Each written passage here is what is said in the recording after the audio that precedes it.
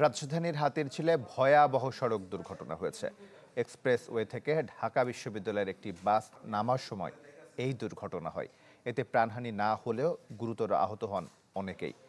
দুমড়ে মুচড়ে যায় 10 থেকে 12টি গাড়ি। এ ঘটনায় বাস চালককে আটক করেছে পুলিশ। ফয়সাল হোসেনের রিপোর্ট।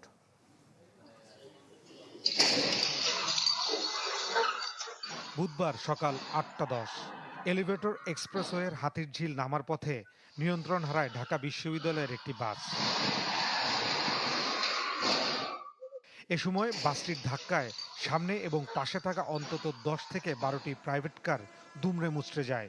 গুরুতর আহত হন গাড়ির ভেতরে থাকা অনেকেই। কি বুঝলেন ভাই? অনলি যেটাই চাই। পরে বাসটি জব্দ করে ট্রাফিক সিগন্যালে থাকা পুলিশ। সাময়িক বন্ধ হয়ে যায় আশপাশের সব কয়টি রাস্তা। পরে ক্ষতিগ্রস্ত প্রাইভেট কার ও বাস র্যাকার দিয়ে সরিয়ে যান চলাচল স্বাভাবিক করা হয়।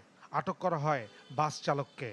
গাড়িটা ফ্লাইওভার থেকে আসার সময় একটা হাইস গাড়িকে খালি দেখলাম তো ধাক্কা মারলো। ওই হাইস গাড়ি মারতে মারতে আসে মনে করেন যে এই যে আপনার এখানে এসে ঠেকাই দিল। আর সাথে আরও 4-5টা গাড়ি একবারে সিএনজি টিএনজি সহকারে আর কি আসে যে ফ্লাইওভারের নিচে এখানে আসে দাঁড়াইছে।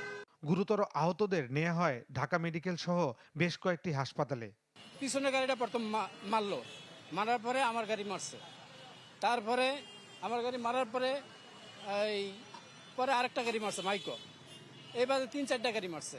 আমি বুকে ব্যথা হয়েছি আর আমার আপা উনিও বুকে ব্যথা হয়েছে।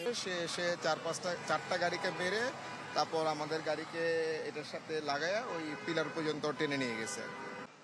বাসটির যান্ত্রিক ত্রুটি নাকি চালকের অসাবধানতায় এমন দুর্ঘটনা তা খতিয়ে দেখছে বলে জানায় পুলিশ। ফয়সাল হোসেন, চ্যানেল 24, ঢাকা।